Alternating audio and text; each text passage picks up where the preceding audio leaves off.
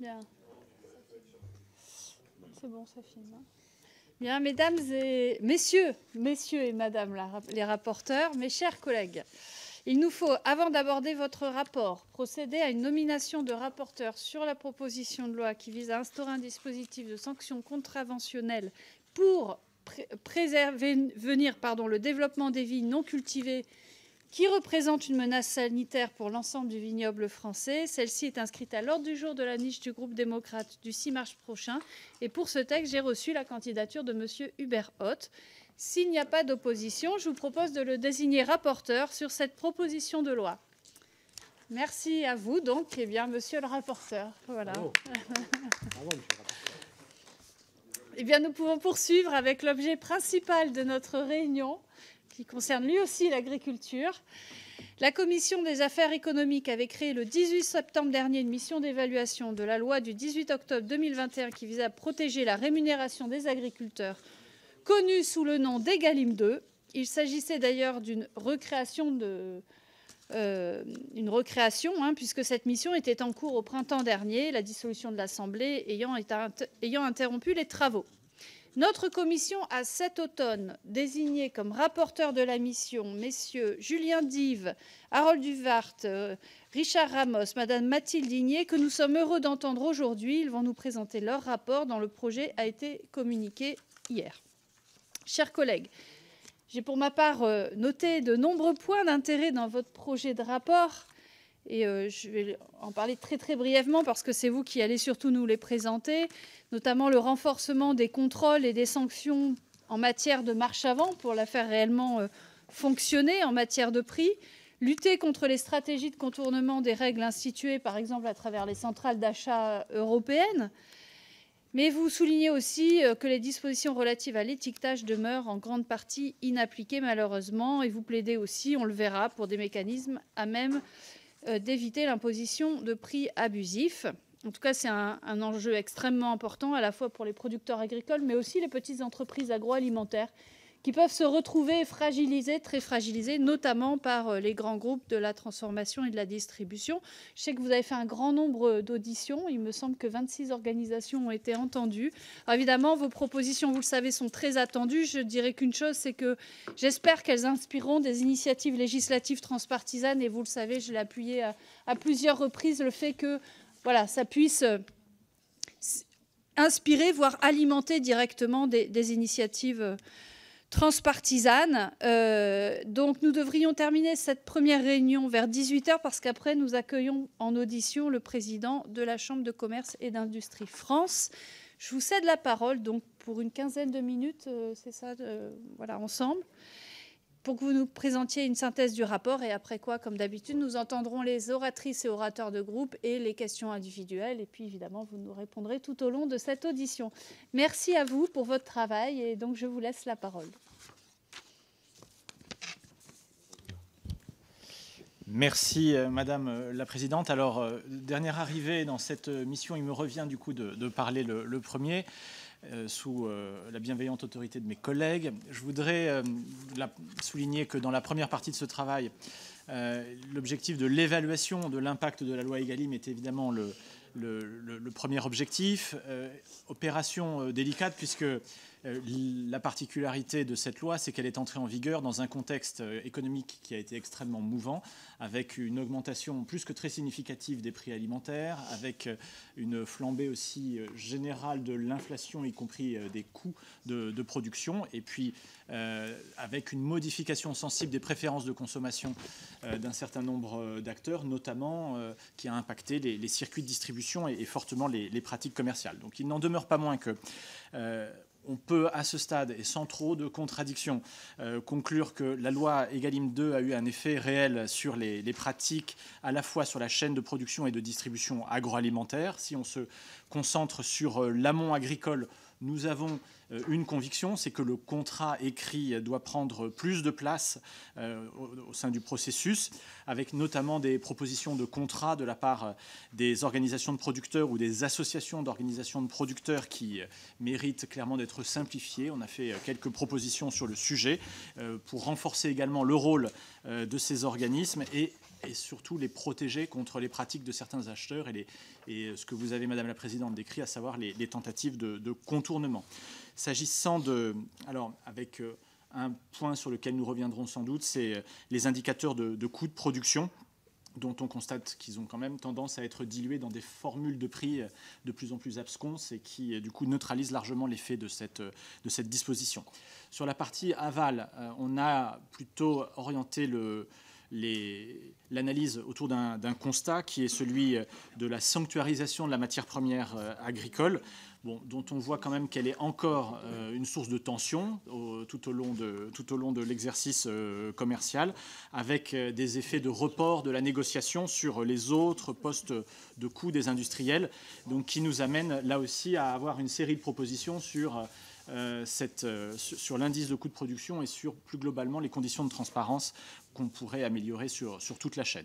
Et la conclusion de cette partie sur le premier volet de la loi Egalim, c'est une préoccupation qui ressort à peu près, c'est de ne pas bouleverser l'état d'esprit et l'équilibre de cette loi Egalim. Je pense que les acteurs économiques qu'on a rencontrés nous ont tous fait valoir un besoin énorme de stabilité, de visibilité, notamment sur les exercices à venir. Un besoin qui est aussi un sujet qu'il faudra aborder, c'est celui du contrôle et des sanctions de la part de l'administration, notamment pour méconnaissance des règles. Et puis la dimension européenne, à la fois sur les tentatives de contournement des centrales d'achat et sur la nécessité pour les autorités françaises de faire valoir auprès de Bruxelles leur vision de la régulation et de travailler sur la compatibilité de notre dispositif avec ce système. Et dernier point, ce qui fera la transition avec mes collègues, il y a sur la partie transparence et information des consommateurs un point qui porte plus sur la conformité au droit européen, où nous avons concentré donc, nos propositions sur des propositions très concrètes pour essayer de surmonter les points de blocage identifiés dans les discussions avec la Commission européenne afin d'ancrer et de sécuriser juridiquement l'ensemble de ce dispositif. Voilà pour la partie introduction, ce qui me permet de vous remercier et de passer la parole aux collègues suivants. Merci. Merci Madame la Présidente. Et je voudrais remercier mes collègues Mathilde Digné, Harold Duhart et Richard Ramos pour le travail qu'on a mené ces derniers mois. Je voudrais quand même rappeler que ce qu'on présente aujourd'hui et ce rapport s'inscrit dans un travail d'évaluation de fond. Ça a été dit par Madame la Présidente, la loi de 2021 nécessitait d'être évaluée. Et nous avions créé dans la précédente législature cette fameuse mission, initialement, avec la Présidente Trouvé, avec Frédéric Descrozaille et Richard Ramos, qui avait pris naissance en février, qui avait été stoppée en avril, mai, avec, je le rappelle, l'examen de la loi d'orientation d'avenir agricole, qui avait été reprise juste avant la dissolution, puis stoppée par la dissolution, avant d'être recréée en septembre dernier. Tout ça pour vous dire que ça a quand même parcouru un chemin assez chaotique qui amène forcément un an après à la présentation de ce rapport. Alors, que un an après, mais il y avait des raisons assez claires. Nos travaux, donc je le disais, ont été interrompus, mais ils se justifiaient pleinement, car au-delà des principes affichés, l'enjeu est bien d'apprécier l'efficacité réelle de la loi sur le terrain et d'identifier les corrections nécessaires pour que son objectif premier, garantir une rémunération plus juste aux agriculteurs en rééquilibrant les relations commerciales, soit pleinement atteint. Nous avons donc repris cette évaluation avec une approche pragmatique et en nous appuyant sur les retours concrets des acteurs de la filière. Ce travail s'est déroulé dans un contexte de forte tension économique et commerciale, coûts de production en hausse, marge sous pression, négociations souvent déséquilibrées entre producteurs, transformateurs et distributeurs. Et nous avons mené une série d'auditions approfondies en écoutant les différents représentants de filières agricoles, les organisations professionnelles, les industriels, les distributeurs et les pouvoirs publics chargés du suivi des Egalim 2, puisque nous avons rencontré notamment le MASAF. Ces auditions nous ont permis d'aller au-delà des intentions de la loi, de confronter son application aux réalités du terrain, et elles ont mis en lumière des avancées, mais aussi des blocages persistants, ainsi que les stratégies de contournement que nous jugeons préoccupantes. Si nos sensibilités politiques différentes et nos approches peuvent diverger sur certains aspects, nous avons néanmoins dégagé des constats qui font consensus parmi nous tous et qui nous ont permis d'ériger 24 propositions. Le premier constat est que la contractualisation écrite a progressé, même si elle reste incomplète. Certaines filières ont su s'adapter à l'obligation de contractualiser, alors que d'autres, notamment la filière viande bovine et porc, en dehors des coopératives, peinent encore à structurer des contrats équilibrés et sécurisés. Le principe est le bon, mais son application reste inégale et doit être consolidée. Nos 9 premières propositions visent à simplifier la contractualisation écrite, à mieux accompagner les producteurs et à renforcer leur structuration en OP et en AOP. Le deuxième constat est celui d'un besoin urgent de transparence et de répartition des marges. Aujourd'hui, les producteurs doivent justifier leurs coûts, mais les industriels et les distributeurs n'ont pas la même obligation de transparence. Cette asymétrie fragilise l'esprit même de la loi et empêche d'assurer un partage équitable de la valeur ajoutée. L'obligation de transparence élargie à tous les maillons de la chaîne agroalimentaire doit donc être renforcée. Troisième constat, pour faire progresser la contractualisation et les revenus des agriculteurs, les indicateurs de coûts de production doivent être réellement pris en compte dans les formules de prix. Quatrième constat, la sanctuarisation de la matière première agricole dans les négociations commerciales est une idée bien comprise dans son principe. Mais sa mise en œuvre est jugée complexe et trop peu efficace. Nous proposons de simplifier les modalités de transparence sur la part de matière première agricole, tout en assurant l'effectivité de cette transparence. Dans le même temps, nous proposons d'étendre la sanctuarisation de la matière à la matière première industrielle, dès lors que celle-ci apparaît strictement nécessaire à la fabrication et au conditionnement des dits produits, pour éviter qu'elle vienne compenser la non-négociabilité de la matière première agricole. Cinquième constat, certains acteurs ont développé des stratégies de contournement de nos règles qui ne sont pas acceptables.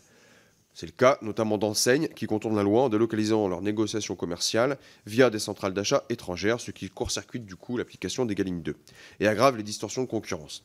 Ce sujet doit être traité avec fermeté au niveau européen car il ne sert à rien d'imposer des règles si elles peuvent être évitées aussi facilement.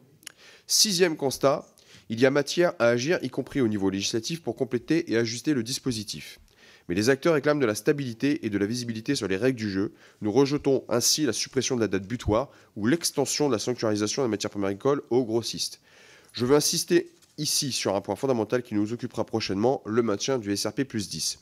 Certaines voix s'élèvent pour remettre en cause ce dispositif. Pourtant, sa suppression semble être une erreur. Le SRP plus 10 a permis de limiter la guerre des prix, de stabiliser les relations commerciales et d'éviter un écrasement des marges dont pâtiraient les producteurs en bout de course.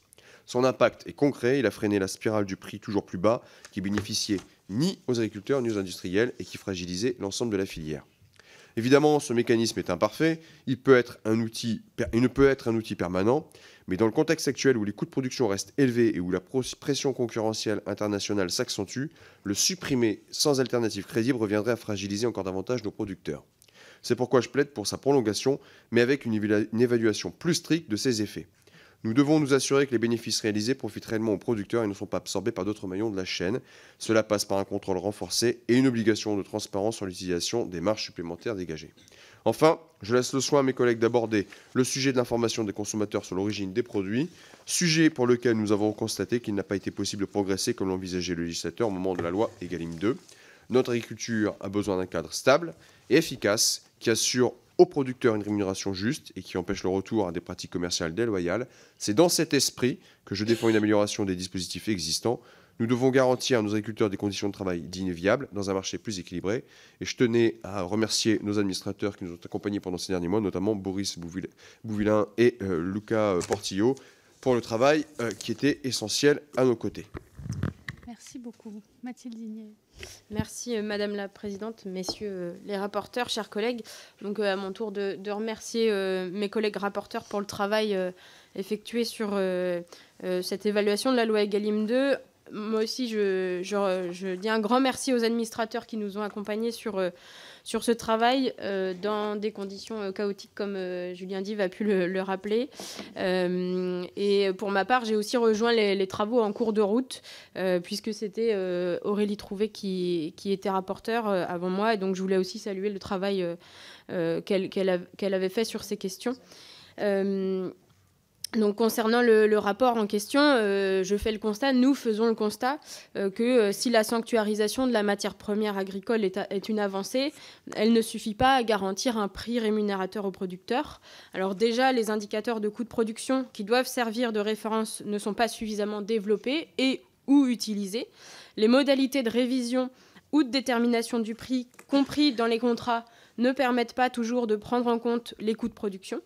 Pour ma part, je considère que l'instauration de prix rémunérateurs garantis serait un outil efficace pour garantir aux agriculteurs un revenu à hauteur de leurs coûts de production, en s'appuyant sur des indicateurs élaborés par les filières et à l'échelle des bassins de production, en l'associant à l'encadrement des marges des industriels et des distributeurs.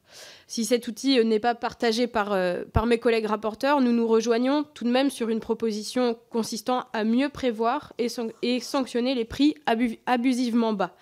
En effet, suite aux auditions, nous constatons que certains indicateurs pris en compte pour réviser ou déterminer les prix prévalent sur les indicateurs de coûts de production. Résultat, de nombreux agriculteurs vendent leurs produits à perte car ils n'arrivent pas à couvrir leurs coûts de production. La loi Egalim, avec la sanctuarisation de la matière première agricole, n'assure donc pas un prix rémunérateur aux producteurs. C'est pourtant l'objectif de cette loi au départ. Alors pourquoi ? En fait, les négociations commerciales actuelles ne permettent pas aux producteurs d'avoir un rapport de force équivalent aux industriels et encore moins aux distributeurs. Si on prend l'exemple de la filière laitière, elle compte près de 50 000 exploitations, mais seulement 28 laiteries collectent 76% des volumes de production. L'une des solutions est le regroupement des producteurs en organisation de producteurs ou en association d'organisation de producteurs pour que les producteurs aient un poids plus fort face aux géants de l'agroalimentaire. Nous recommandons donc d'inciter plus largement à leur développement. Mais cela ne suffit pas. Certains industriels tentent de contourner les organisations de producteurs ou les associations de producteurs. Et ils ont bien compris que les regroupements de producteurs ne leur sont pas favorables dans le rapport de force. C'est pourquoi il faut également protéger, notamment en sanctionnant les pratiques visant à déstabiliser une organisation de producteurs ou une association d'organisation de producteurs.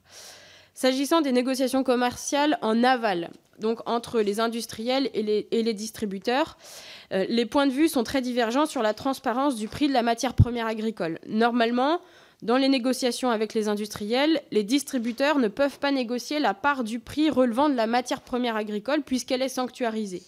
Les industriels, eux, sont réticents à communiquer la part du prix correspondant à la MPA, à la matière première agricole, choisissant majoritairement l'option 3, qui permet de faire appel à un commissaire aux comptes. Nous avons travaillé à un point d'équilibre. Nous proposons alors que l'option numéro 2 soit adaptée pour qu'un plus grand nombre d'industriels s'en saisissent. La transparence sur la matière première agricole ne concernerait que la part agrégée des trois principales matières premières agricoles contenues dans le produit. L'option numéro 3, source de complexité et de tension, pourrait alors être abandonnée. En contrepartie, la matière première industrielle doit également être sanctuarisée pour prendre en compte les coûts de production du transformateur. Je tiens à insister sur le fait que les distributeurs doivent également jouer le jeu de cette transparence, notamment auprès de l'Observatoire des prix et des marges. Aujourd'hui, on ne dispose pas de données précises sur les raisons de l'inflation alimentaire, notamment lorsque les prix payés aux producteurs n'augmentent plus, voire diminuent. Les agriculteurs ne sont pas mieux payés, les prix en rayon augmentent, il y a bien un dysfonctionnement quelque part. Le président de l'autorité de la concurrence s'inquiétait en juin 2023 que 2/3 de l'inflation dans la zone euro provient des bénéfices des entreprises. C'est pourquoi nous souhaitons que puisse être sanctionnée une augmentation abusive des marges dans le secteur de l'alimentation. Pour ma part, plus que des sanctions a posteriori, je plaide pour un encadrement des marges des industriels et des distributeurs qui permettrait d'éviter les augmentations injustifiées. La méthode choisie dans la première loi Egalim est tout le contraire avec le SRP plus 10. On augmente donc les marges des distributeurs dans l'espoir que cette augmentation ruisselle jusqu'aux producteurs. Alors si le gouvernement se dit dans l'incapacité d'évaluer les effets du SRP plus 10 dans le contexte inflationniste des dernières années, l'étude de l'UFC Que Choisir qui a été publiée la semaine dernière ne laisse que peu de doutes.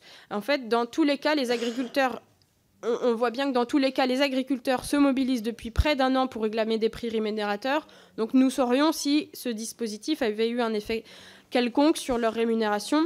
Il faut urgemment sortir de ce mécanisme d'inflation. Conscient qu'un arrêt pur et simple du SRP plus 10 relancerait une guerre des prix qui ne bénéficierait ni aux consommateurs ni aux producteurs, nous ne recommandons pas l'arrêt brutal du dispositif.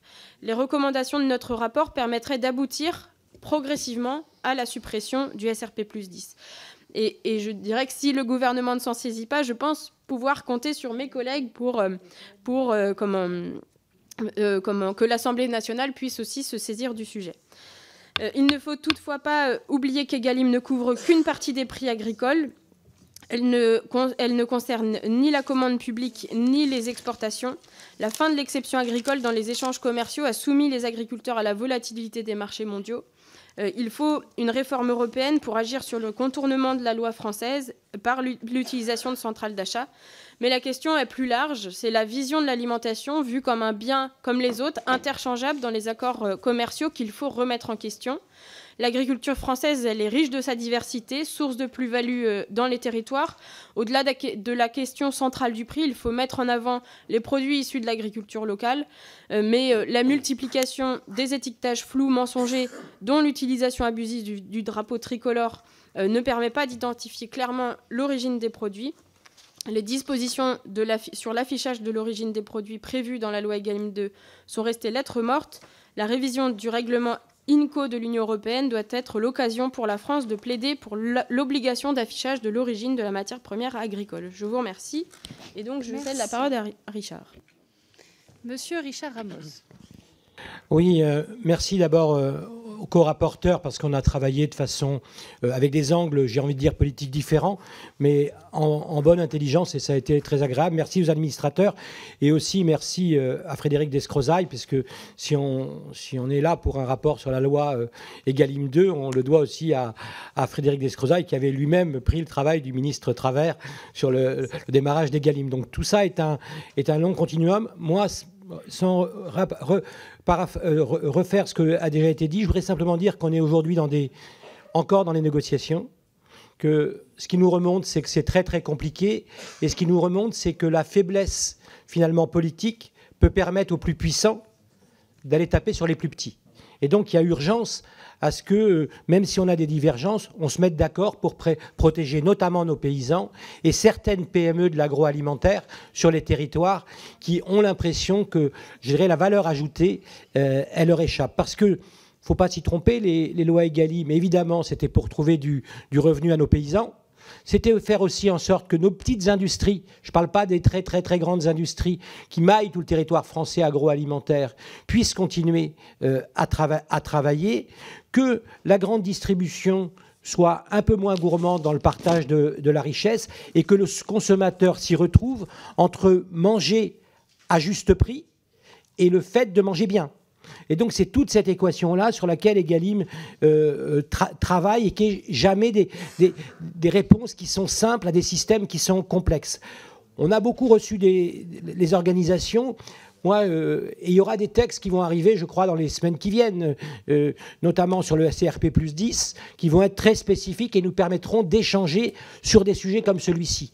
Moi, j'avoue qu'il y a des convictions qui sont les miennes, mais quand on écoute aussi les acteurs, retirer un système, pour eux, c'est peut-être plus dangereux que de le laisser alors qu'il n'est pas parfait.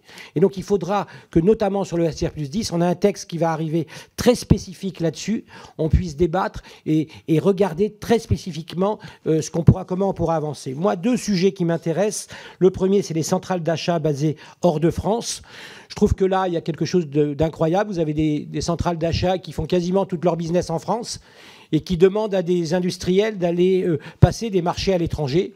Tout ça pour contourner la loi Egalim et tout ça également pour piquer de la richesse au gouvernement, à l'État français et donc à ce qu'on peut faire avec ces impôts-là. Avec des gens qui à chaque fois sont parfois condamnés, mais font appel pour que ça dure très très longtemps. Et donc là aussi, il faudra qu'on soit très vigilant et qu'on aille les chercher. Et notamment ceux qui facturent également des services que nos industriels parfois n'ont pas besoin, et parfois encore pire, en facturant des services qui n'existent pas. Et je pense que là, il faudra vraiment, vraiment aller les chercher. Le second point sur lequel je souhaite insister, et c'est l'information du consommateur. On doit également regarder de très près l'excellent travail de Olivia Grégoire sur l'origine info. Et je pense que là-dessus également, on aura demain à faire en sorte que, en donnant l'origine, en obligeant l'origine dans des produits, notamment dans des produits transformés sur les 3 principaux ingrédients, notamment au Parlement européen, mais l'Europe, ce n'est pas toujours l'excuse. Je pense qu'il y a des choses qu'on peut faire aujourd'hui en France et maintenant sur l'origine. Ce n'est pas compliqué, toutes les études depuis quasiment 10 ans le prouvent. Qu'est-ce que veut le consommateur? Il veut d'abord manger au juste prix et après il veut savoir d'où vient le produit. Et donc, quand on a un produit transformé, trop souvent, on ne sait pas d'où ça vient. Et on a un vrai risque. On a eu le premier risque qu'on a vu arriver, qui était ce que j'ai appelé la gruge à l'emballage. On a le deuxième risque, qui a été le changement de recette pour pouvoir mettre des produits qui étaient moins nobles, des fois pas bons pour la santé, mais qui permettent d'être moins chers. Et ce qu'on est en train de voir en ce moment, c'est qu'on a plein de produits, et j'invite tout le monde à bien regarder dans les rayons, des produits qui jusqu'à présent étaient fabriqués en France, qui aujourd'hui sont en train de délocaliser, et on a des produits des produits qui vont être fabriqués à l'étranger. Et donc tout ce travail que l'on est en train de faire là, c'est comment aussi on répartit cette richesse-là. On sait que nos paysans, s'il y a la crise agricole, si on a vu les élections dans les chambres, c'est parce qu'on n'a pas su répondre, je dirais, à ce qu'on a appelé un espèce de ruissellement dans les cours de ferme. Il n'a pas existé. Il n'a pas existé. Mais si on enlève certains processus, ils nous disent c'est peut-être encore plus dangereux, vous allez déstabiliser. Et là encore, ça va être encore plus grave parce que finalement, les supermarchés qui sont les dominants vont chercher la course au prix bas pour pouvoir regagner des parts de marché. Et donc, ils vont encore dominer sur les autres et on va revenir à la LME. Et donc, on va favoriser ceux qui sont aujourd'hui les dominants sur le marché. Et donc, moi, j'invite là-dessus à être très prudent, mais à regarder ensemble quelque chose qui peut avoir en commun dans l'intérêt de nos agriculteurs. Je vous remercie. Je vous remercie.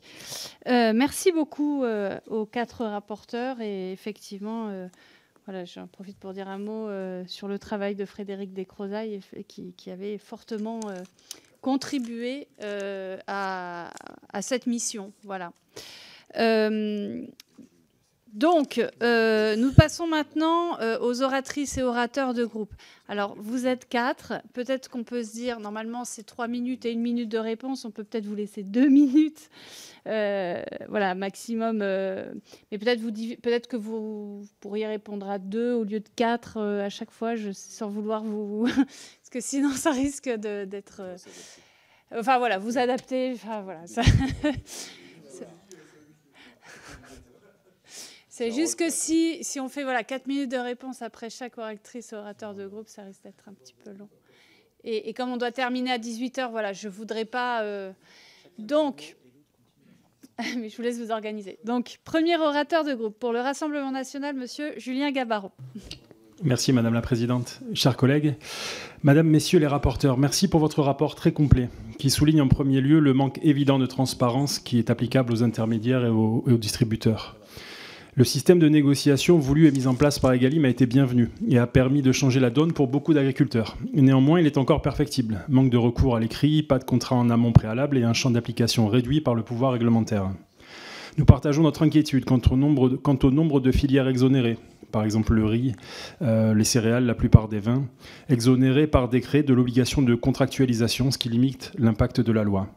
Par ailleurs, les agriculteurs doivent continuer à s'adapter à de nouvelles normes, toujours plus contraignantes pour leurs exploitations, réduisant toujours plus leur revenu final. Les consommateurs, eux, malgré la volonté de transparence, se tourneront in fine vers des marques distributeurs et des produits agricoles issus d'importation par manque de pouvoir d'achat, une conséquence que vous soulignez à juste titre dans votre rapport. La rémunération des agriculteurs ne peut dépendre seule de la loi Egalim 2. D'ailleurs, nous attendons toujours le rapport sur l'effet du SRP plus 10 quant à la rémunération des agriculteurs. Celle-ci doit faire l'objet d'une volonté politique forte, privilégiant la production française et promouvant une éducation à l'alimentation saine. Ce rapport, naturellement, est bienvenu pour amener des réflexions profondes sur les erreurs qui ont été faites lors de l'application d'Egalim 2 et nous espérons qu'il permettra aux politiques d'en dégager des solutions. Nous vous en proposons quelques-unes. L'alignement du tarif de l'énergie sur les coûts réels de production, la fixation d'un prix de rémunération juste et garanti pour nos agriculteurs, la réduction des importations et un moratoire sur les traités internationaux et au final, surtout, la priorisation en France de l'agriculture française. Je vous remercie. Merci, ça laisse du temps de réponse. Alors, je ne sais pas qui souhaite répondre. Merci, chers collègues. D'abord, pour répondre sur le premier point qui concernait les filières qui ont été exonérées, déjà, c'est lié à deux choses. Il y a déjà la structuration des marchés des filières qui ne fait que ça ne correspondait pas aux dispositions d'Egalim, et notamment le cas des céréales. Et forcément, si on s'attend à ce que Egalim vienne répondre d'un point de vue rémunérateur aux céréaliers, c'est pas du tout le dispositif législatif qui était prévu, qui était adapté. Après, il y a des filières qui ont fait le choix de sortir d'Egalim. Je prends l'exemple des fruits et légumes, pour des raisons structurelles et de saisonnalité des produits, ces filières ont fait le choix et nous ont demandé, et je me rappelle très bien des débats que nous avions ici, parce que j'avais porté les amendements et d'autres aussi, pour faire en sorte que ces filières soient extraites des dispositions d'Egalim, à leur demande. Donc forcément, il y a aussi une explication. Sur la notion du SRP plus 10 que vous évoquez, nous sommes aussi demandeurs d'éléments, mais c'est extrêmement compliqué à obtenir. C'est extrêmement compliqué parce qu'il faut reconstituer et objectiver la valeur telle qu'elle a été partagée, enfin la valeur en l'occurrence qui émane de ce SRP plus 10. Juste, ne confondons pas deux choses. SRP plus 10, ça ne veut pas dire plus 10% du prix du produit fini. Il s'agit bien du seuil de revente à perte. Le seuil de revente à perte n'est pas le prix final vendu au consommateur. Le seuil de revente à perte, c'est j'achète un produit, je revends ce produit. De ce seuil de revente à perte, je vais déduire la marge, je vais rajouter les taxes, je vais rajouter le transport. Et forcément, on est très loin des 10% qui sont initialement imaginés par beaucoup d'interlocuteurs. Chers collègues, merci pour vos questions. J'avais juste une interrogation sur la fixation des prix.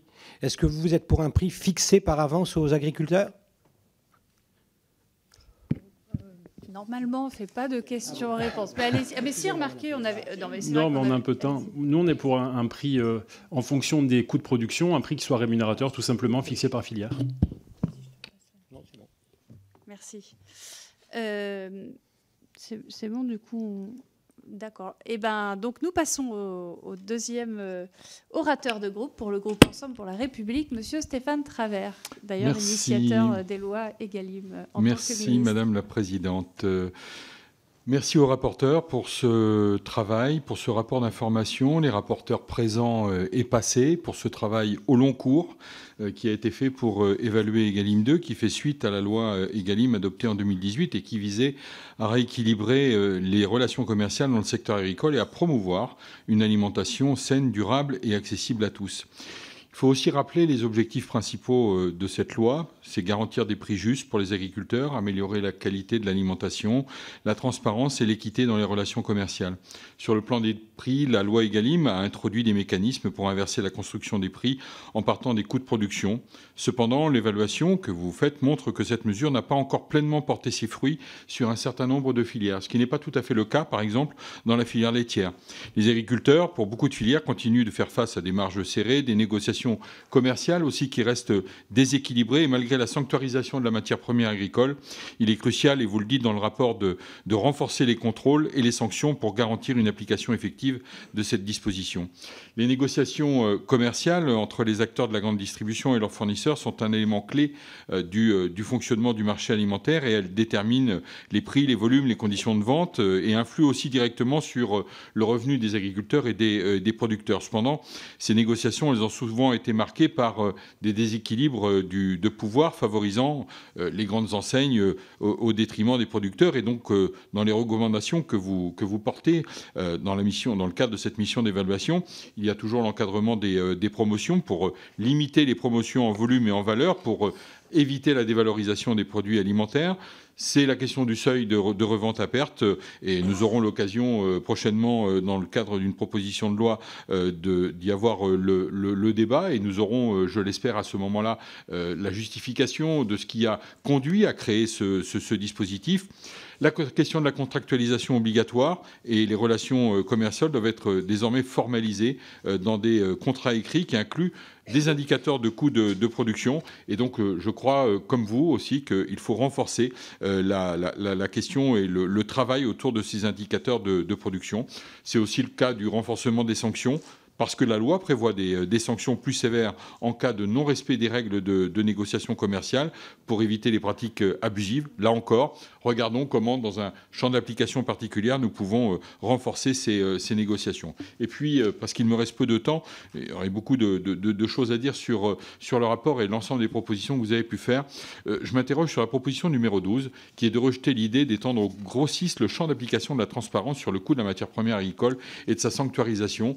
Je pense que moi, je souhaiterais qu'on puisse tester avec les professionnels, l'ensemble de la RHD, la capacité à pouvoir les faire entrer dans Egalim d'une manière ou d'une autre et de travailler avec eux à une expérimentation sur certaines filières, avec certains grossistes sur la base du volontariat pour faire en sorte que nous puissions regarder ce que le dispositif Egalim pourrait apporter de meilleur pour la sanctuarisation, là aussi, de la matière première agricole. Je vous remercie. Merci beaucoup, Monsieur Travert. Qui souhaite répondre? Oui, merci Madame la Présidente.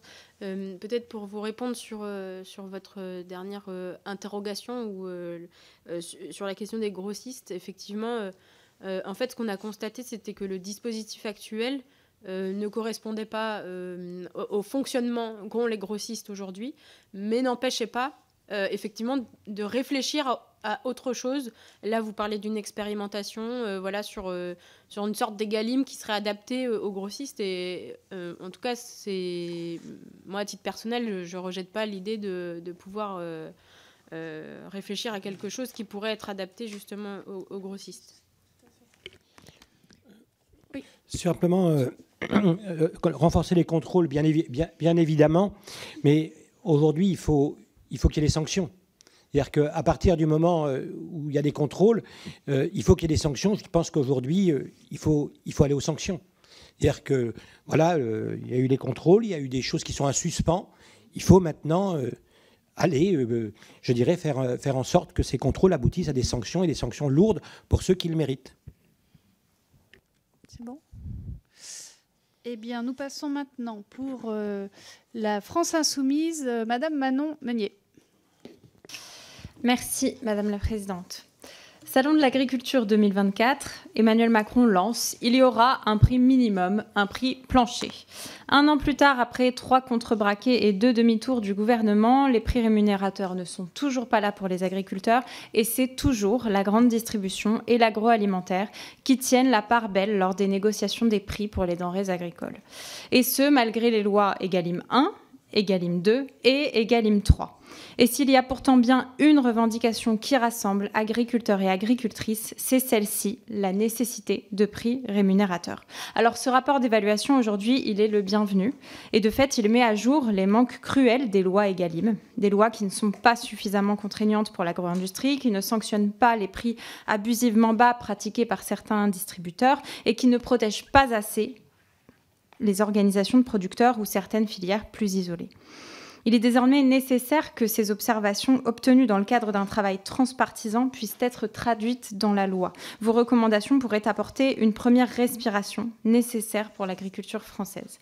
Bien sûr, j'irai encore plus loin et je soutiens tout particulièrement les observations de ma collègue rapporteure Mathilde Digné sur le sujet.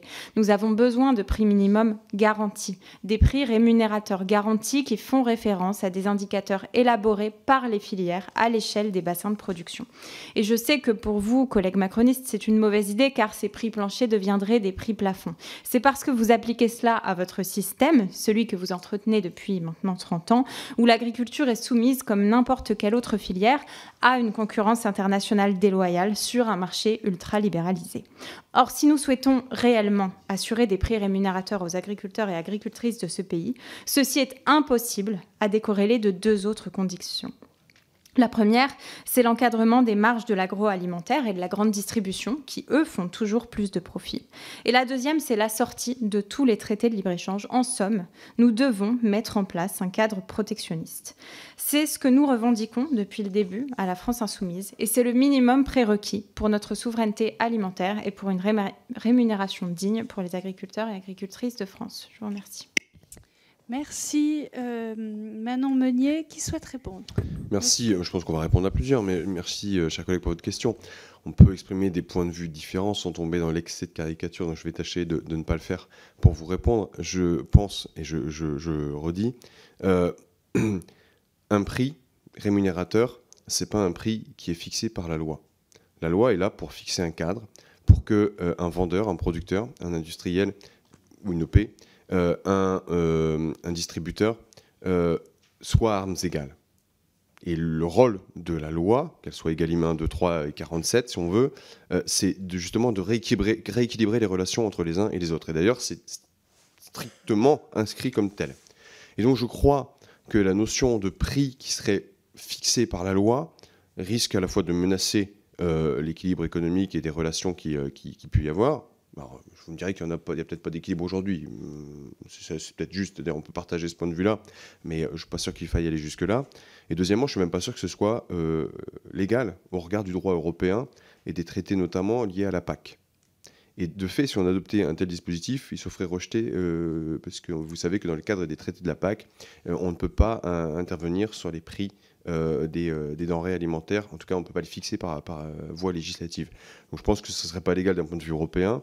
Et deuxièmement, je pense que pour le coup, on créerait même des déséquilibres, parce qu'on pourrait imaginer un prix plancher trop bas, qui du coup ne servirait à rien, et un prix de plancher trop haut, qui créerait des concurrences entre régions.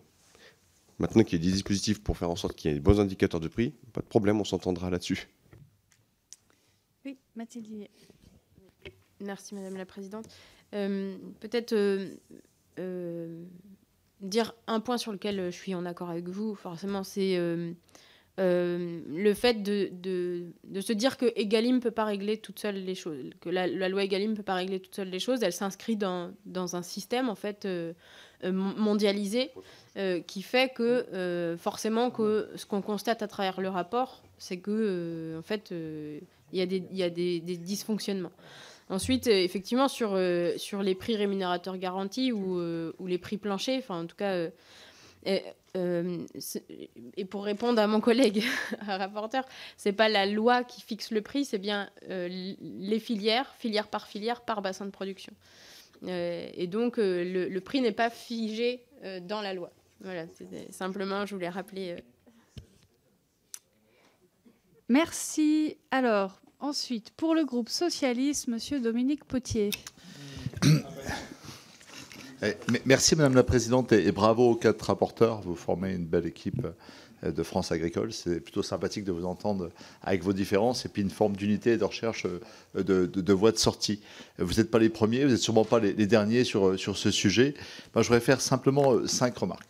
La première, une forme de colère, je le dis avec modération, mais tout de même, l'amendement que nous portons pour le groupe socialiste qui demandait une évaluation de SRP+, on va revoter une prolongation sans que ça ait été évalué, c'est dans la loi.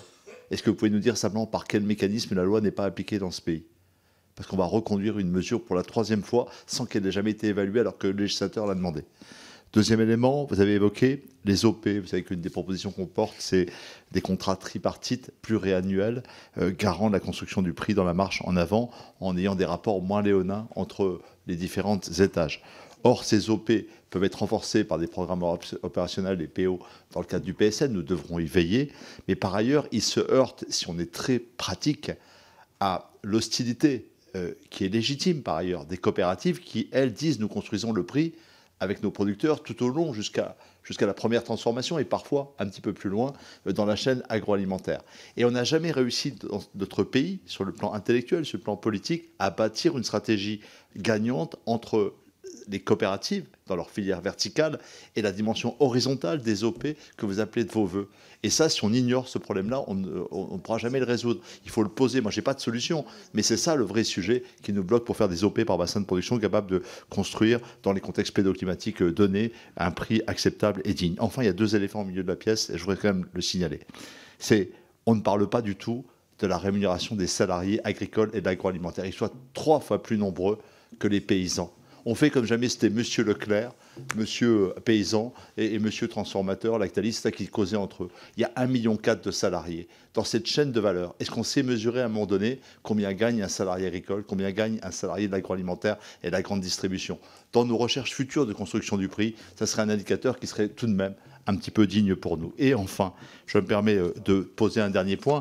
Dans la construction du prix qui vise à consolider le revenu agricole, on n'aborde jamais la question de l'aval. Or, une des grands effets, vous le dites dans votre rapport, sans pointer cette perspective, pour autant, c'est que l'inflation sur les matières premières a fabriqué, in fine, des produits en hausse, en inflation pour les consommateurs, sans que les paysans en bénéficient. Est-ce qu'on a vérifié qu'à l'aval de la production agricole, les prix étaient justement construits? Est-ce que vous soutenez la proposition que nous allons à nouveau porter, que l'office, comment il s'appelle, pardon. OFPN. Que l'OFPN, merci, l'OFPN s'intéresse à l'aval de la production agricole pour vérifier entre les multinationales de la chimie, du machinisme et autres que les prix sont construits de façon juste. Merci. Sur l'agrofourniture, oui.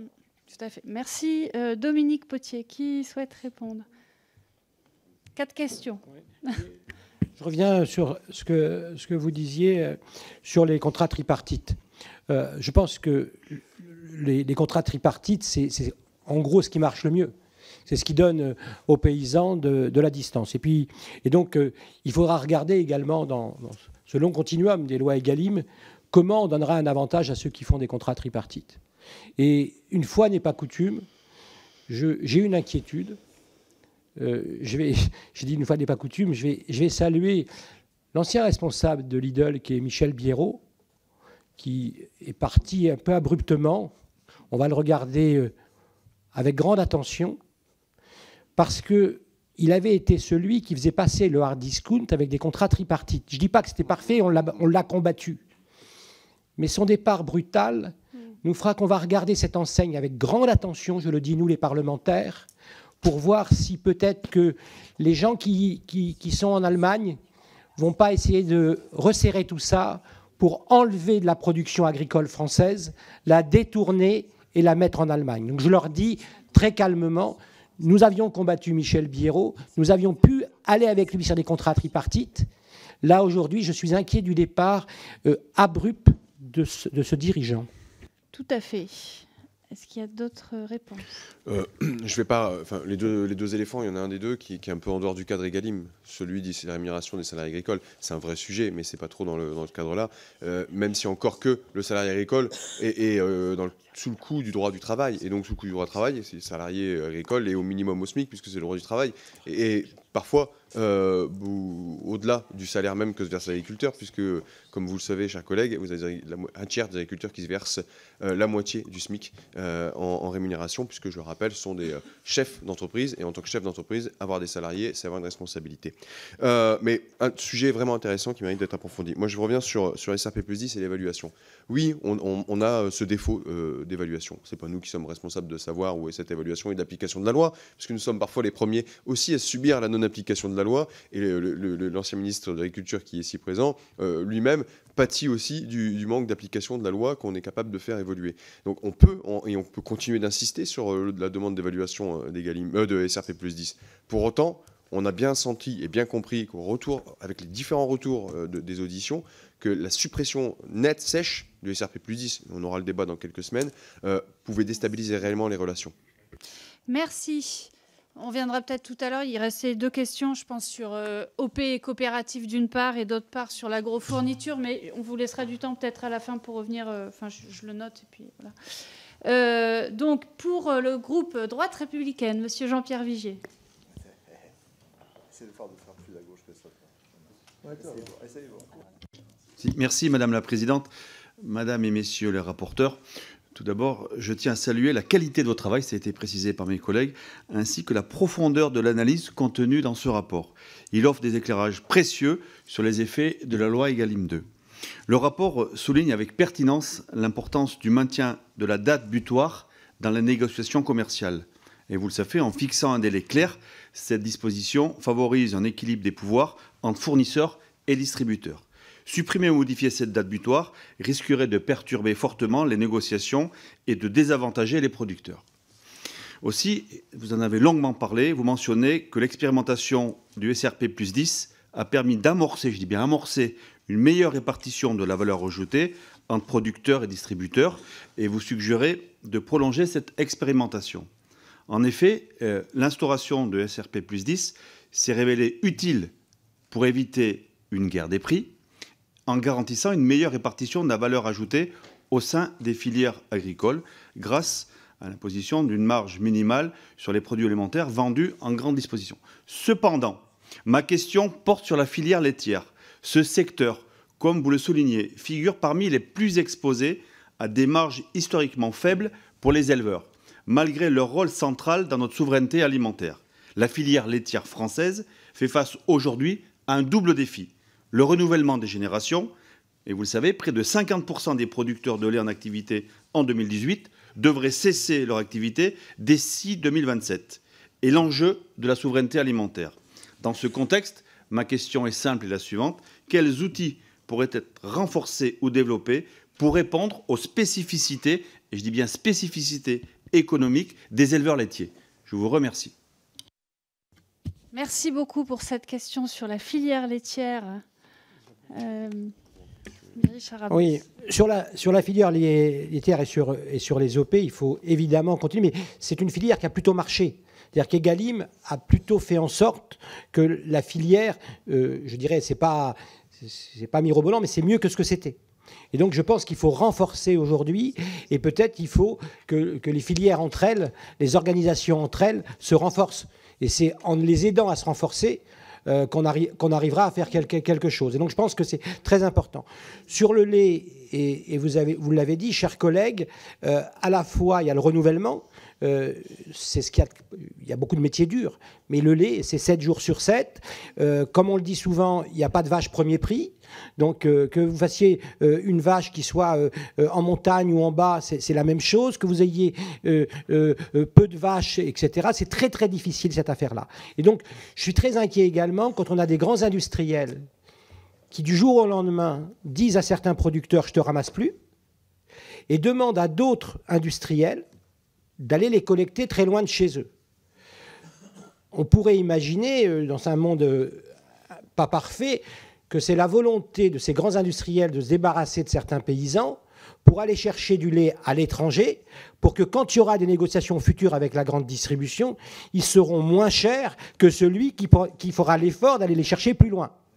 Et donc je pense que là, et vous avez raison, chers collègues, il faudra qu'on soit très très vigilant, parce qu'on est en train de déstabiliser le marché du lait avec cette affaire-là. Merci. Madame Mathilde Hillier. Et peut-être du coup, pour rappeler, dans le rapport, il y a 2 propositions, justement, à la fois une pour développer les OP et les AOP, parce qu'on constate que c'est quand même un rapport de force qui est pas négligeable dans la négociation, mais on a conscience qu'il y a un contournement de ces organisations de producteurs, sur lequel, là, on doit aussi protéger ces organisations de producteurs. Ça fait partie d'une autre proposition aussi, sur la protection, notamment peut-être en sanctionnant les pratiques qui visent à déstabiliser les OP, parce que ce qu'on constate, c'est que dans certains cas, les producteurs sont incités à quitter les organisations de producteurs pour, du coup, après faire passer... les contrats sont directement faits avec le producteur et plus avec l'organisation de producteurs. Tout à fait. Julien Dive. Oui, je vais répondre au collègue Vigier. Vous dites à juste titre, en commençant votre propos, qu'on a maintenu la date butoir. Et c'est vrai, ça a son importance, cette date butoir, on l'a bien compris au cours des auditions, et même en échangeant régulièrement avec les acteurs, y compris du monde agricole, et la date butoir semble quelque chose de très pertinent pour eux. Maintenant, on a quand même ouvert le débat à une date amont. Et puisque vous évoquez, collègue Vigier, la question de la filière lait, on a proposé qu'une date amont soit expérimentée, c'est la proposition 8, c'est-à-dire d'avoir 2 dates, une date amont qui soit expérimentée pour les filières les plus structurées en termes de contractualisation. Il s'avère que la plus structurée en termes de contractualisation, c'est celle du lait. Et donc le fait de pouvoir expérimenter, de voir justement, donner de la transparence avant, après, ça pourrait être un bon moyen, et aussi là, de faire une évaluation a posteriori. Merci. Est-ce que Richard, ça t'embête si je te redonne la parole? C'est juste que sinon ça va faire inégal entre chacun. Donc, Monsieur Benoît Biteau pour le groupe écologiste et social. Merci Madame la Présidente, merci à cette belle brochette de rapporteurs qui se sont lancés dans un exercice de décryptage de ce que j'appelle une véritable usine à gaz.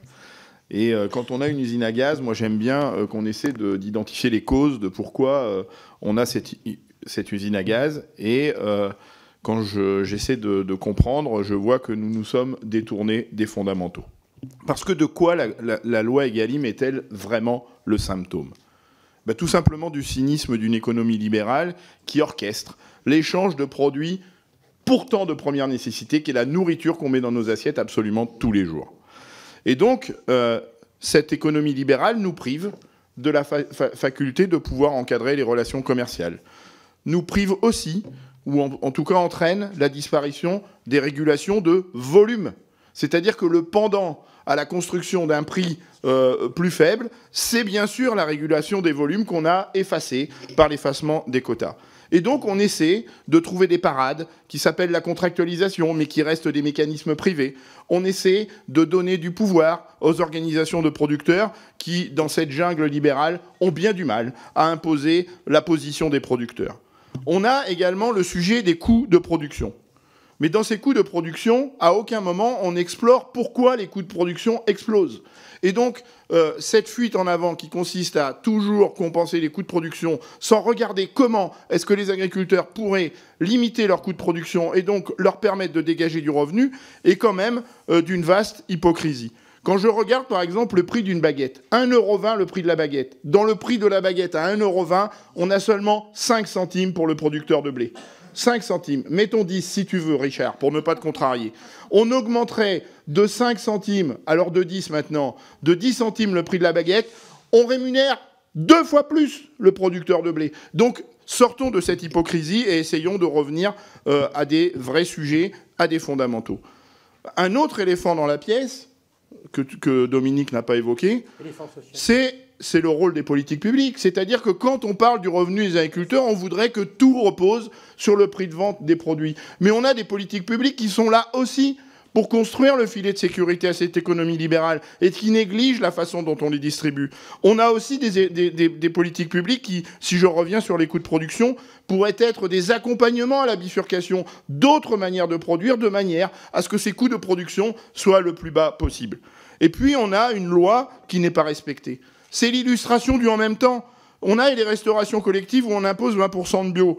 Le levier de la commande publique est déterminant. On est tous là à s'émouvoir de la difficulté de l'émergence de l'agriculture biologique. Mais à quel moment on va imposer ces 20% d'agriculture biologique pour soutenir la filière bio? On parle du local. Et en même temps, on essaie de soutenir, ou ils essaient de soutenir, des accords de libre-échange. Donc moi, j'ai peur que la loi Egalim ne soit qu'un pansement sur une jambe de bois. Et donc, il va falloir attraper les causes pour traiter les conséquences. Et tant qu'à avoir une loi Egalim, cherchons les causes des difficultés et on aura beaucoup plus de facilité à les traiter. Merci. Qui souhaite répondre? Alors, non, mais je crois qu'on peut, de façon très majoritaire au sein de cette commission, souscrire au mécanisme qu'a pointé Benoît Biteau, alors peut-être en mettant à part les qualificatifs et les épithètes, mais il est clair que l'objectif de ce rapport, c'est d'évaluer la loi Egalim dans le cadre qui lui est donné. Donc on a identifié des mécanismes de fonctionnement du marché qui sont extrêmement défavorables à la rémunération des agriculteurs et qui sont défavorables à la qualité et au prix du consommateur, et on cherche une solution sur les mécanismes qui nous sont donnés. Après que sur un débat qui est quand même ancien dans cette Assemblée depuis quand même de très nombreuses décennies, et ça fait déjà plus de 150 ans qu'on le fait, qu'il y ait un sujet sur le protectionnisme et sur la place de l'alimentation dans le revenu de l'agriculteur, c'est indéniable. En revanche, on est, je pense, assez... Enfin, avec un peu de bienveillance, vous trouverez quand même des éléments sur les sanctions, des éléments sur les coûts de production qui vont quand même, sans aller jusqu'au bout de ce que vous dites, qui vont dans le sens de vos préoccupations. Merci. Une dernière réponse et puis... Non, mais sur les, sur les coûts de production que vous évoquez et le lien que vous faites avec les politiques publiques, moi, je voudrais quand même souligner que parfois les politiques publiques sont aussi la cause des hausses de coûts de production pour beaucoup de nos agriculteurs. Parce que quand on a un système, un maquis normatif qui est de plus en plus étoffé, quand on impose des contraintes par voie législative et réglementaire, on crée de facto des coûts de production. Mais c'est bien qu'on ne soit pas d'accord sur ce point-là. Bien. Non, j'ai d'autres exemples en tête. Richard Ramos, rapidement, puis après, on passe à Richard Ramos. Là où le député Biteau a raison, c'est qu'à un moment donné, on peut ne pas être d'accord sur globalement l'organisation de la société. Donc, il y a l'objet lui-même et il y a dans l'organisation globale. Donc, vous nous obligez, chers collègues, à relever le nez. Et c'est là où on fait le débat qui est intéressant. Moi, il y a un point que je reprends dans ce qui a été dit, c'est que, en gros, plus de 20% de la commande publique, ça fait le PIB français. Quand on fait des lois et qu'on demande à des collectivités de les appliquer, qu'ils ne les appliquent pas, notamment dans la restauration collective, notamment dans nos hôpitaux, eh bien, ça ne va pas. Donc il faudra, sur cette affaire-là, notamment dans la restauration scolaire, faire appliquer la loi Egalim. Voilà, et je pense que ça, c'est très, très important. Et aussi parce que, encore une fois, il y a une confrontation entre les gens qui vous disent « mais je ne peux pas augmenter mon prix », la collectivité, l'hôpital, etc., et puis l'habitude qu'on a à penser que manger, ça ne doit pas être cher. Ça n'existe pas. Manger, il faut manger au juste prix. Il faut qu'on remette dans la tête de nos concitoyens que manger, ça a un prix. Et après, il y aura un débat plus compliqué de savoir comment on donne aux gens et aux travailleurs le fait d'avoir les moyens de manger correctement. Et oui, tout revient au pouvoir d'achat. Alors, ensuite, pour le groupe démocrate, Monsieur Pascal Lecamp. Merci, Madame la Présidente, Madame et Messieurs les rapporteurs.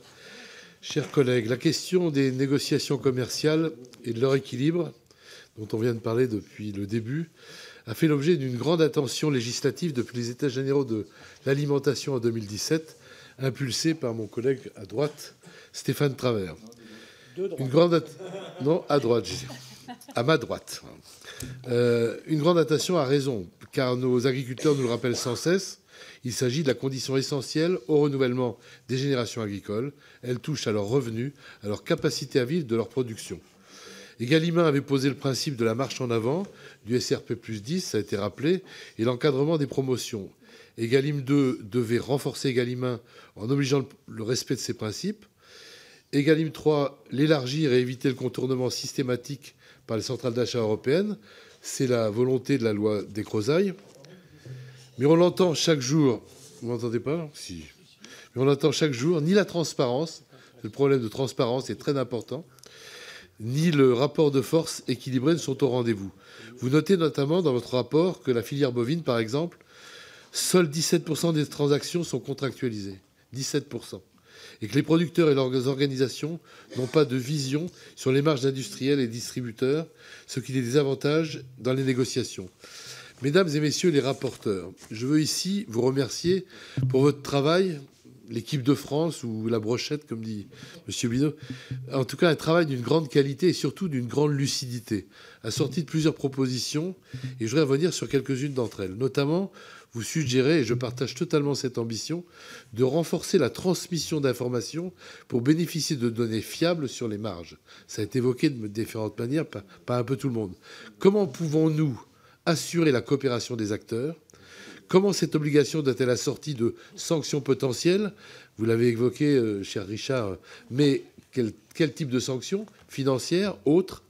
Parmi les filières exclues du champ de l'obligation du contrat écrit, lesquelles pourraient être réintégrées? Comment opérer la mise en œuvre, enfin, des recommandations, tout en ne faisant pas peser un poids administratif trop important sur les filières, au moment où on parle tant de la simplification administrative? Je voudrais dire sur deux points qui ont été évoqués par Manon et ensuite par Julien. Les prix planchers et les prix plafonds, on a connu. C'est la première PAC jusqu'au milieu des années 90. Ça crée quoi? Des surproductions, des pénuries. Surproduction de beurre, pénurie de légumes. Ça n'a jamais été la solution. Je vous dis ce que j'en pense. Et je ne suis pas un extra-libéral. Ensuite, le contrat tripartite, j'y suis très favorable. Et ça marche. J'ai vu le contrat tripartite marcher dans certains pays. Mais ça demande de la transparence. Ça demande de la transparence sur les marges, avant et après, comme l'a dit Julien, la date fatidique. Et c'est un peu ce qui manque aujourd'hui dans notre système. Comment nous, législateurs, on peut faire pour améliorer cette situation. Je vous remercie encore pour les propositions faites.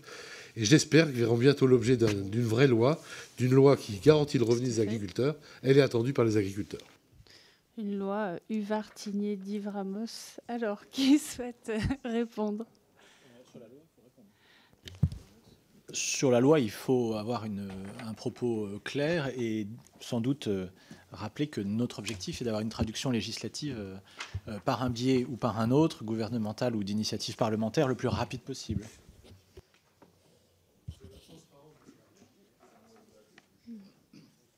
Mathilde Tigné. Ouais. Oui, merci. Effectivement, sur la transparence des marges, c'est ce que nous dit l'OFPM, en fait, en disant qu'il y a un gros manque au niveau des distributeurs. Oui, c'est ça, je ne me trompe pas.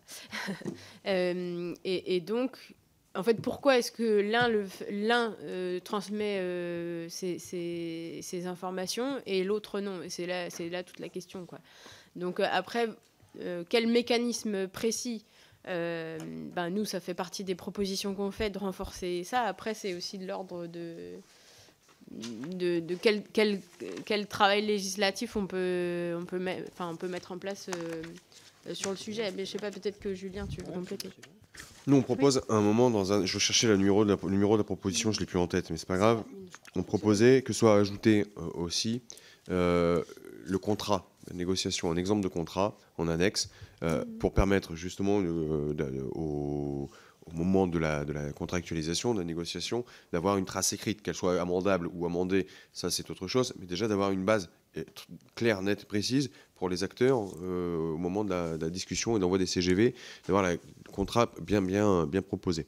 Maintenant, sur la traduction législative, parce que c'est sur ça que je voulais rebondir, il y a ce travail qui est fait d'évaluer la loi Egalim 2, qui pointe un certain nombre de points, qui propose un certain nombre de choses. Et je n'oublie pas non plus qu'il y a un travail qui a été fait avant aussi, je pense par exemple à nos collègues du Sénat. Donc il y a différents types de recueils qui existent aujourd'hui. Il est évident qu'avec tout ça, on puisse et on doit trouver une traduction. Là aussi, je rejoins Harold Duhart et mes collègues, soit par le biais d'une proposition de loi, mais soyons pas dupes. On sait très bien que le temps qui nous est proposé n'est quand même pas très grand. Donc, si ça peut être aussi une initiative gouvernementale, ça serait bienvenu. Mais que tout cela soit le plus large possible, que ça réponde à la fois aux dispositions qu'il y a dans Egalim 2 qu'on évoque aujourd'hui, mais même au-delà, puisque tout à l'heure, Benoît Biteau évoquait la question de faire appliquer dans la restocole collective les 20% de bio. Ça n'est pas dans Egalim 2, c'est Egalim 1. Donc, si on souhaite parler de cette question-là, il faudra aller bien au-delà d'Egalim 2. Tout à fait. Alors... Oui, rapidement, parce si que j'essaie de tenir à peu près les temps entre chaque groupe. Mais peut-être une des solutions sur la transparence des marges, c'est de faire que les données, elles soient pas enfin, si on veut inciter à le faire, peut-être que les données doivent pas être publiques, mais simplement transmises à l'observatoire, pour au moins que l'observatoire, lui, puisse faire une analyse des données. Merci. Alors, pour le groupe Piot, Monsieur David Topiak. Merci, merci Madame la Présidente. Je remercie la rapporteure et les rapporteurs pour le travail qu'ils ont fourni sur un sujet qui est important, puisque ça fait plusieurs mois que nous reparlons à nouveau d'Egalim, d'évaluation d'Egalim 2, d'Egalim 3, d'une probable Egalim 4 que nous attendons toujours dans les débats avec une stabilité politique qui ne nous a pas aidé à avancer beaucoup. Donc merci pour ce rapport assez complet. Donc vous mettez en avant la non-application, le non-respect, le contournement de la loi, notamment par le biais des centrales d'achat qui sont basées à l'étranger, qui représentent un vrai problème et qui nous est remonté régulièrement. Donc vous avez mis en avant évidemment la nécessité de renforcer les contrôles et les sanctions. Donc, je ne sais pas si vous avez des propositions à faire sur les sanctions notamment appliquées, de quelle manière les renforcer, et comment nous allons devoir, peut-être dans Egalim 4, peut-être intégrer des propositions que vous avez, ou quel est le véhicule législatif qui sera approprié pour faire valoir les propositions que vous avez posées dans votre rapport, s'il s'agira de propositions qu'on va reprendre dans Egalim 4. Ça, c'est un vrai enjeu parce qu'il y a beaucoup de textes qui se superposent et qui n'amènent pas la meilleure lisibilité. Je vais revenir sur deux points particuliers qui étaient évoqués il y a un an. Le président de la République, puis le Premier ministre Gabriel Attal, il y a un an, avait évoqué une transposition à l'échelle européenne d'Egalim, et que l'on puisse justement, pour éviter ces effets de contournement, porter le sujet à l'échelle européenne pour avoir une sorte de cohérence européenne. Je sais que dans l'application de nombreuses normes, nous sommes tous pour une uniformisation à l'échelle européenne. Il nous semblerait intéressant qu'on aborde le sujet d'Egalim à l'échelle européenne. Et le deuxième, je ne sais pas si vous avez eu l'occasion d'évaluer, vous évoquez des dates butoirs dans les négociations, ce qui me semble évidemment important pour éviter d'avoir des négociations interminables. Et il y a un peu plus d'un an, nous avions voté une loi pour lutter contre l'inflation concernant les produits de grande consommation, qui avait avancé les dates de négociation. J'avais travaillé sur le sujet, il me semblait un peu de la communication et pas forcément des faits. Est-ce que vous avez un retour d'expérience de cette loi sur les effets qu'elle aura mené pour les agriculteurs, peu favorable à mon avis, Je ne sais pas si vous avez une évaluation de ce texte de loi qui me semblait un peu superflu. Merci beaucoup, Monsieur David Topiac, et en particulier la question effectivement de cet avancement de la date de négociation, mais qui est hors Egalim, mais qui quand même est dans la poursuite quelque part de toutes ces lois Egalim quand même. C'est ma réponse. Voilà, ça c'est vraiment du travail parlementaire inutile.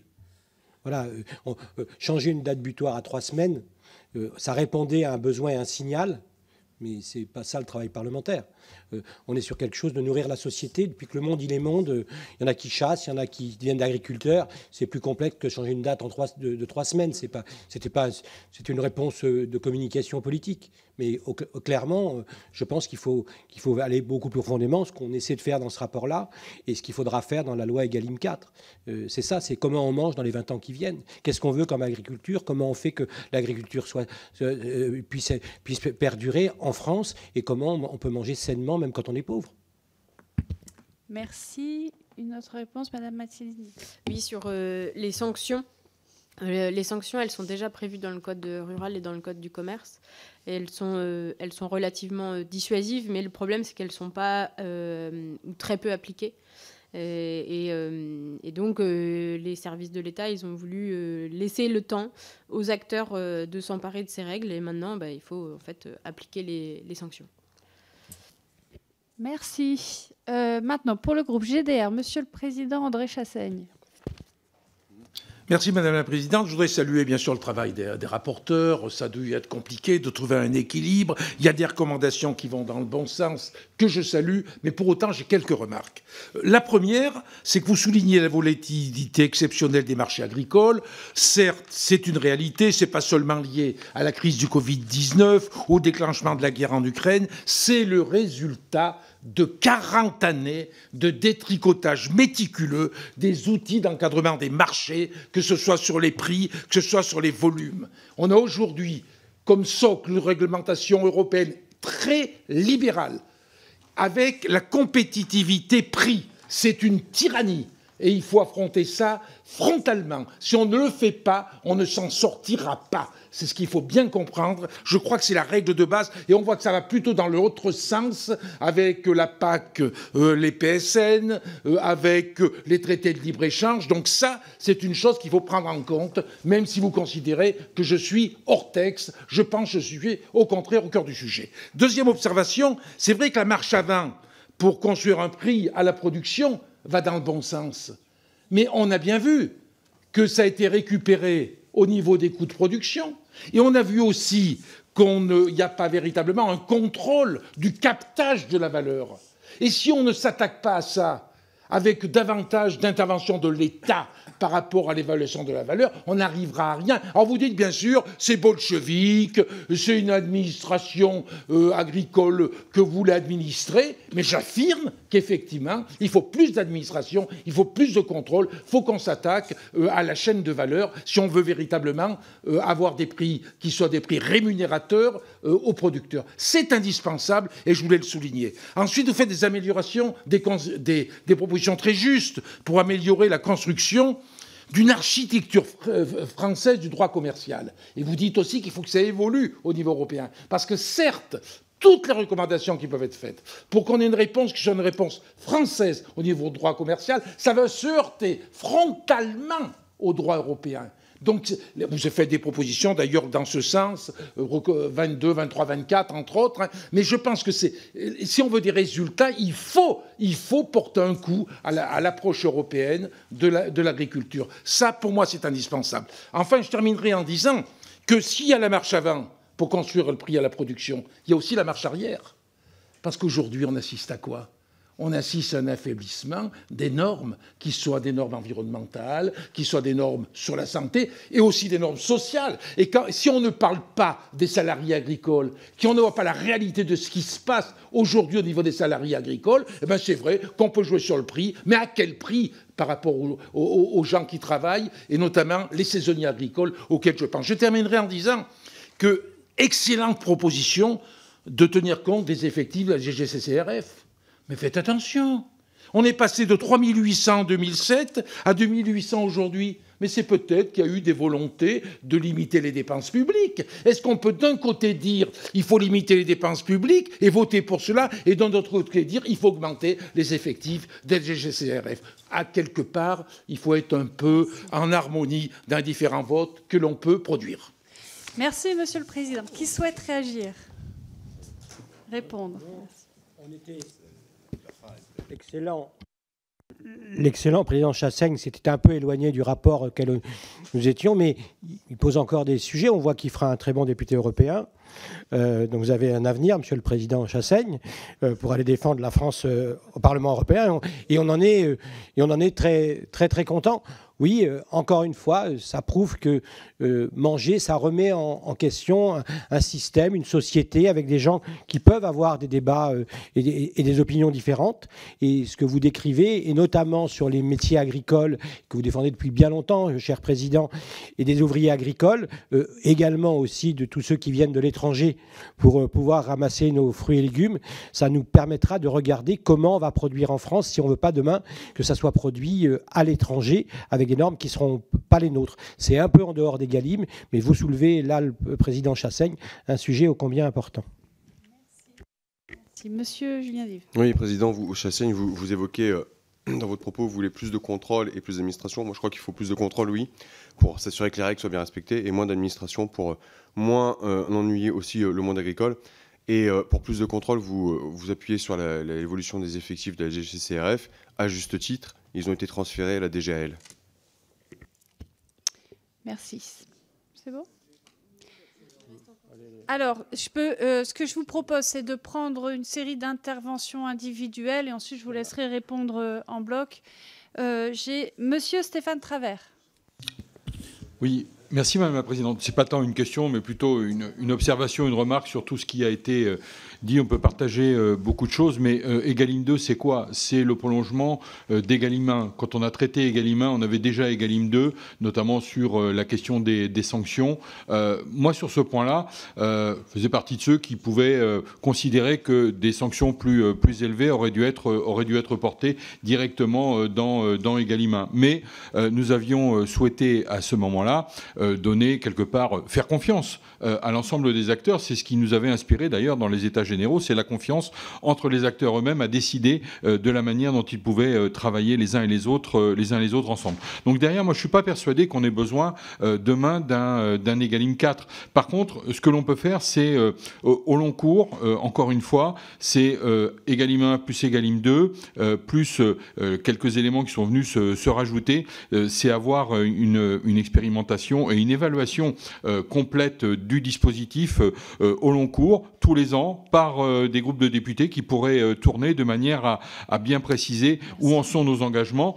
Quand on parle de la question des 50% de produits sous SICO et dont 20% de bio, c'est aussi faisons respecter la loi avant d'aller chercher aussi d'autres éléments législatifs qui feront encore peut-être perdre un peu de temps aux filières. Merci. Dominique Potier, puis Benoît Biteau. Dominique Potier. Juste une remarque, vous informer que j'ai rencontré Sophie de Vienne, j'ai pris l'initiative, on va l'inviter sûrement un jour ici à reparler des prix et des marges. La question du secteur aval de l'agrofourniture, qui correspond vraiment à la construction du revenu agricole, qui est un angle mort aujourd'hui des politiques publiques et de l'observation de l'Assemblée, n'est pas simple. Techniquement, c'est plus compliqué que le secteur aval. Pour autant, ce n'est pas impossible. Et je pense qu'il faut qu'on ait une proposition de loi qui pourrait s'insérer dans une loi, dans un véhicule législatif à venir. Je vais la redéposer à nouveau, puisqu'elle a été abandonnée par la précédente législature, la faire tourner. Mais je pense que c'est jouable et on a intérêt à faire cette demande de concert, puisque c'est de la transparence et de la démocratie. Je voudrais juste dire un mot sur la question qui n'a pas été traitée, parce qu'il y a un problème ontologique qu'on n'arrive pas à régler. C'est la question des COP et des AOP. On dit tous qu'il faut des AOP, le mouvement coopératif dit non. On ne rentre pas dans une AOP. Et il a des bons arguments pour ça. On va reparler à nouveau au salon, etc. On n'arrive pas à le résoudre. Moi, j'invite les collègues qui sont prêts, avec COP de France, avec la représentant des AOP, à organiser un petit groupe de travail pour au moins aller au bout de cette contradiction. Parce qu'elle est un des freins essentiels, à mon sens, pour construire des rapports de force moins léonins dans la marche en avant du prix. Merci. Merci beaucoup. Et Benoît Biteau. Oui, merci Madame la Présidente. Je voulais juste préciser 2-3 éléments par rapport à mon intervention.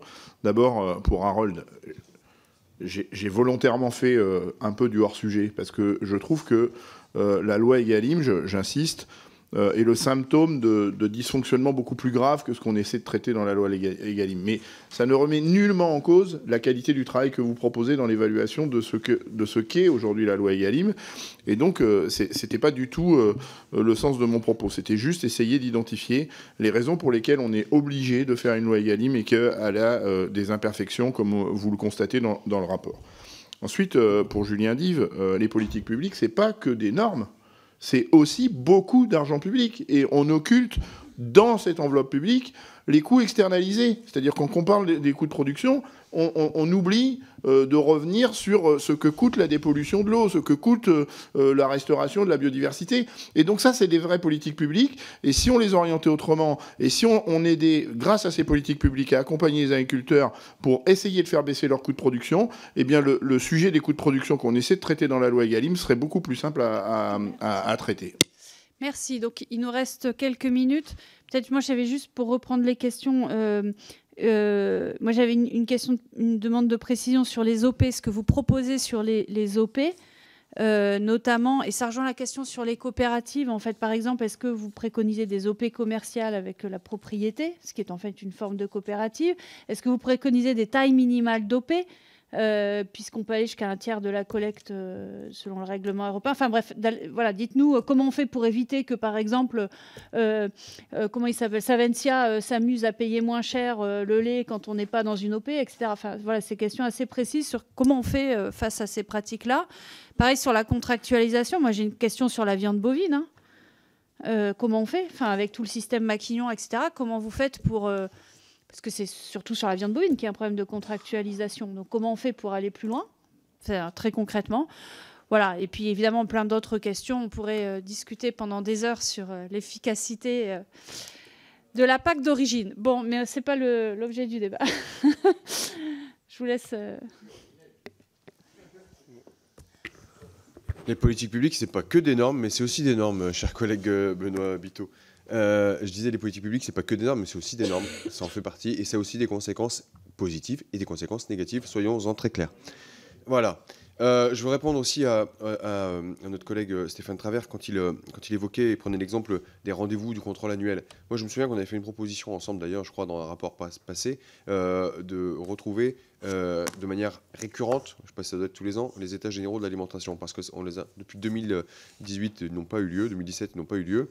Donc ça fait 8 ans qu'il n'y a pas eu, ces états généraux de l'alimentation. Ils avaient un mérite, c'est qu'ils mettaient tout le monde autour de la table et ils se regardaient, pour le coup, chacun était à armes égales et se regardaient les yeux dans les yeux. Que ce soit le producteur, que ce soit le distributeur, que ce soit l'industriel ou le transformateur, chacun était à armes égales. Et là, on mettait sur la table tout ce qui n'allait pas et ce qui pouvait être amélioré. Et c'est ce qui a donné lieu ensuite à Egalim. Et je me souviens qu'on avait proposer que ces rendez-vous se fassent de manière récurrente. Et je pense que c'est une bonne idée, parce que je crois qu'encore une fois, qu'on pointe du doigt ce qui ne fait pas, et notamment ce qui ne va pas, pardon, et notamment celles et ceux qui vont resquiller, contourner la loi. On l'a vu avec les centrales d'achat européennes, celles et ceux qui ont des mauvais comportements, pour le dire poliment, qu'on soit en grande distrib ou qu'on soit en industriel. Ça, c'est notre rôle d'y veiller et de veiller à ce que ça ne se reproduise pas. Mais soyons aussi lucides, on a besoin des 3 tiers. On a besoin des trois types d'acteurs. Que ce soit le producteur, que ce soit le transformateur industriel, parce que ça vient structurer des territoires, parce que ça vient faire bosser des producteurs, et que ce soit aussi la GMS, qu'on les aime ou qu'on les aime pas, ils ont un rôle dans les territoires, d'abord social, ils ont un rôle de distributeur, et ils ont un rôle d'écouler les denrées des producteurs et de l'industrie. Donc soyons, et c'est, je pense, notre rôle, d'être équilibrés dans les règles que nous devons mettre et que nous devons édicter pour... Encore une fois, remettre un peu d'équilibre dans les relations. Maintenant, pour répondre à vos questions précises, Madame la Présidente, je crois que la question de la filière bovine, c'est d'abord une question de structuration de la filière en elle-même et de l'amener à se structurer elle-même. Et là, pour le coup, je ne sais pas si c'est à la loi de le faire. On peut mettre en place les dispositifs, les mécanismes pour lui permettre de se structurer, mais c'est à la filière de s'en emparer. Et effectivement, il y a une culture dans la filière bovine qui est totalement différente de celle des autres filières. Madame Hillier. Merci Madame la Présidente. peut-être pour répondre sur l'aval, mais je vois que mon collègue Potier est parti, mais sur l'agrofourniture, en fait, en effet, ce qu'on constate, c'est que sur l'impact de l'achat de l'alimentation d'intrants sur les fermes va avoir des conséquences terribles sur telle ou telle filière. Ensuite, sur les organisations de producteurs, moi je pense que les organisations de producteurs, elles peuvent être pensées en bassin de production. Parce que, voilà, sur... comment ? Oui, des OP horizontales. Oui, sur un territoire, un bassin de production qui a les mêmes réalités et du coup, où les producteurs se connaissent, peuvent travailler ensemble aussi, parce que pour moi, il faut que ça reste dans la main des producteurs. Il faut que ce soit toujours les producteurs qui décident, ce sont eux qui sont les premiers à avoir les coûts de production qu'il y a sur leur ferme. Ensuite, peut-être sur... de manière générale, pour terminer, parce que je vois qu'il est l'heure, il y a eu beaucoup de choses de dites, effectivement, sur en fait, le système global dans lequel on se trouve, sur le manque de régulation des volumes. C'est vrai qu'on pourrait faire le bilan, enfin, il y en a eu, mais la fin des quotas laitiers a eu quand même ses conséquences dramatiques dans certains coins. Et puis globalement sur les politiques publiques et comment on fait pour permettre de faire respecter la loi. On a parlé des 20% de bio dans les cantines. Bon, en fait, pour faire respecter la loi, il faut aussi qu'il y ait des paysans et des paysannes sur les territoires. Et donc, ça passe aussi par les lois d'orientation agricole, comme on a pu avoir, qui, moi, à mes yeux, elle est très insuffisante parce qu'elle ne répond pas justement aux enjeux et aux besoins d'installer des jeunes pour faire respecter la loi. Enfin, voilà, en fait, c'est quand même... il faut aussi que nous, en tant que politique, on puisse rétablir un cercle vertueux et que on ne fasse pas les choses en silo, c'est-à-dire la loi Egalim ici, une loi d'orientation agricole là, mais qui en fait dit qu'on veut installer des paysans et des paysannes, mais on ne met pas les moyens derrière pour le faire. Donc voilà, c'est aussi Monsieur Chassaigne est parti, mais évidemment que moi je ne suis pas pour la baisse des dépenses publiques et que justement il faut mettre plus d'argent public pour des moyens humains dans les services et notamment la DGCCRF. Merci. Il faut vraiment qu'on conclue là. Je ne sais pas si vous souhaitez ajouter un mot, Monsieur Hubert et Monsieur Ramos. Juste dire que on a parlé des états généraux de l'alimentation où il y avait tous les acteurs. Avec un sénateur et puis moi-même, on est au Conseil national de l'alimentation. Je pense il faudra mettre les gens d'accord. C'est-à-dire qu'aujourd'hui, de toute façon, entre celui qui produit, celui qui transforme et celui qui distribue, et le client final et le consommateur, il faudra trouver un système qui permet de porter loin le fait de manger en France. Et donc, c'est ce qu'on a essayé de faire dans Egalim 2. C'est pas simple, mais il y aura tous ces acteurs-là, ces 4 acteurs-là, celui qui produit, celui qui transforme, celui qui distribue, parce qu'on en a aussi besoin, et il y en a des vertueux, et celui qui consomme. Et c'est à travers ça qu'il faudra qu'on trouve un chemin pour que tout le monde s'y retrouve. Merci, Monsieur Hubert. Non, simplement pour dire que la proposition des rapporteurs n'est pas celle d'une nouvelle loi, forcément Egalim 4, mais en tout cas, si on est convaincu qu'il faut aller jusqu'au bout de la loi Egalim et des lois Egalim existantes, il faut des aménagements législatifs complémentaires qui sont rendus absolument nécessaires. Et donc, il faut quand même un débouché législatif qui soit d'initiative parlementaire ou gouvernementale. Bien, un nouveau merci à messieurs et madame les rapporteurs, Julien Dive, Mathilde Digné, Harold Duvart et Richard Ramos. Merci beaucoup pour votre travail qui, j'espère aussi, alimentera à minima une prochaine proposition, projet de loi, je ne sais pas encore, sur la régulation, la régulation des marchés, quelque part. Bon. Et simplement, je voudrais savoir, je m'adresse ici aux rapporteurs et membres de la commission, s'il y a des oppositions à la publication du rapport. S'il n'y en a pas, je propose qu'il en soit ainsi. Voilà, c'est bon. Ainsi. Eh bien, merci. Merci à cette équipe de France Agricole. Voilà. Voilà, bah, tu vois, non. Bien, de la France Agricole.